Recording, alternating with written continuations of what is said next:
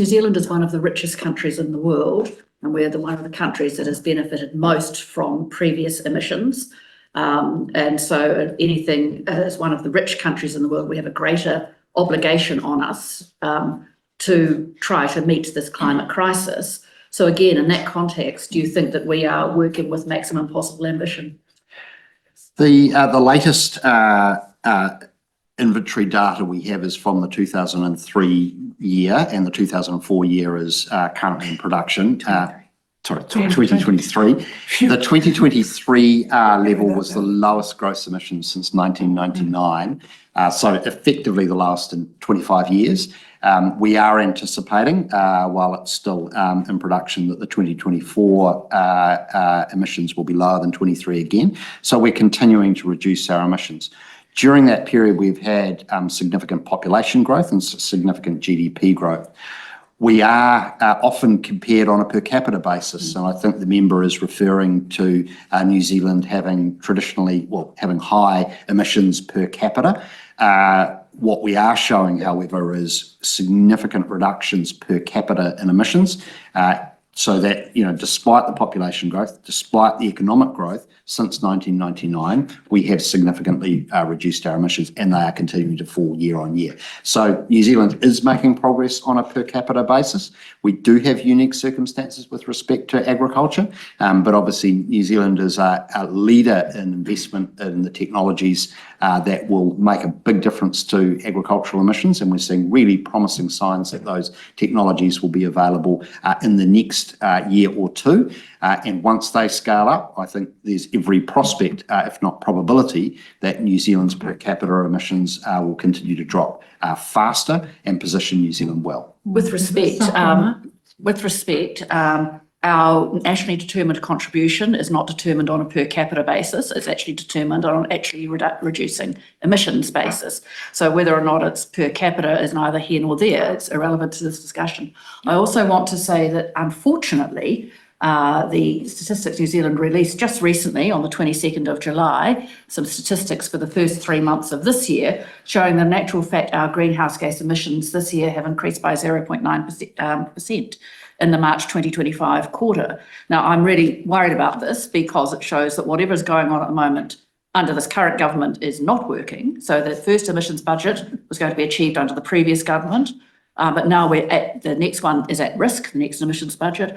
And the climate monitoring report, which came out last week, said in fact that unless the government takes urgent action now, that our third emissions budget will be at serious risk of not being achieved. And coupling that with the 0.9% increase in the March 2025 quarter, that says that we've got some really worrying stuff going on here. So again, does this represent working to achieve a maximum ambition with respect to reducing greenhouse gas emissions, given that we are one of the richest countries in the world? Yeah. Through you, Madam Chair, I wouldn't draw conclusions about our annual emissions on a quarterly result. They do fluctuate through the year, and I think we'll see. We certainly do continue to see good progress being made, particularly in our industrial heat areas through the investments being made by a range of companies. We are likely, as a consequence of the strong agricultural prices, to see possibly some increase in our herd. So we might see agricultural emissions go up, but we're actually seeing really good progress in the waste area as well. So lower waste volumes and lower organic emissions arising from them. So there's a range of dynamic factors. Well, with respect, I was going to say, just let him finish, Deborah. Well, I would like to respond to that. Yes. So I think it's too soon to tell what the 2024 numbers will end up being. But I think overall we're seeing trending in the right direction across most of our sectors.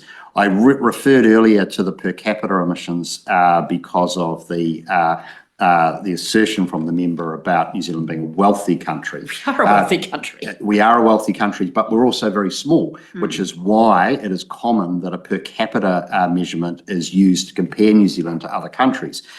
So it's often used to describe New Zealand as a high emitter because we're high per capita, and I think that aligns with the assertion New Zealand is a wealthy country. The point being, on a per capita basis, we are going in the right direction. Whether we are off track with respect to the third emissions budget period, as the member referenced from the emissions monitoring report, that is the period from 2030 to 2031, 36.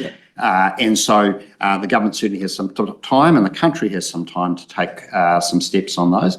But we do have an adaptive management approach, which is that we continue to provide ongoing advice, not on a 5-yearly basis, not in respect of each emissions reduction plan, but on an ongoing basis to ministers about how we're tracking and what those policy choices are. So they still remain available to the government, and we are well and truly on top of monitoring how we're going on those forecasts. So I think there's something that's really Let's take one important. more, Deborah, Yeah. and then Celia's got a sup on it. Really important to note with respect to the industrial heat, the process heat, that one of the major things there was the big new equipment that went into Glenbrook steel mill that was funded out of the Climate Emergency Response Fund, and similar projects were planned. But of course, the current government has raided that fund and folded it into general tax cuts. So that creates some real worries for future plans. And in terms of reducing emissions from waste, one of the critical things that was going on there was the keeping of organic waste out of landfill, and progress was being made, significant progress was being made in that regard around compulsory food scrap recycling, and there was a mandate around that. Have you got a question, Yes, I have. Deborah? This current government has taken that away as well. So we've now taken two steps that have put it at risk. No, we'll just take a So point I'm of just order going to- over I'm here, just- do you Ryan. regard that as maximum Point of possible order. emission? Just wait, Deborah, we've just got to take a point of order I want to here. interrupt the ramble, but Oh, that's not this necessary. is a 23-24 review, and you're dwelling into a lot of current political issues that frankly are beyond the scope of the review we're hearing. So I just think it needs to be brought back within scope.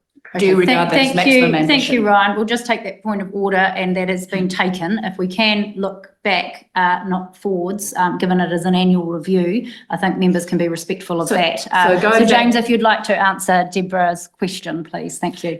Yes, so we are continuing to see both reductions in greenhouse gas emissions from waste arising from organics, and the actions in the second emissions reduction plan around waste remain a priority for the Waste Minimisation Fund. The Minister for the Environment has prioritised that with respect to the allocation of the levy for waste minimisation efforts. So we will be continuing down that path. It is true that the curbside collection of organics has reverted to being voluntary. We have coverage across all of our main centres. What we're not having now is a mandatory rollout, and that was a choice that the government took in response to what they considered to be strong rate rises and strong pressures on council and ratepayer funds. Thank you very much.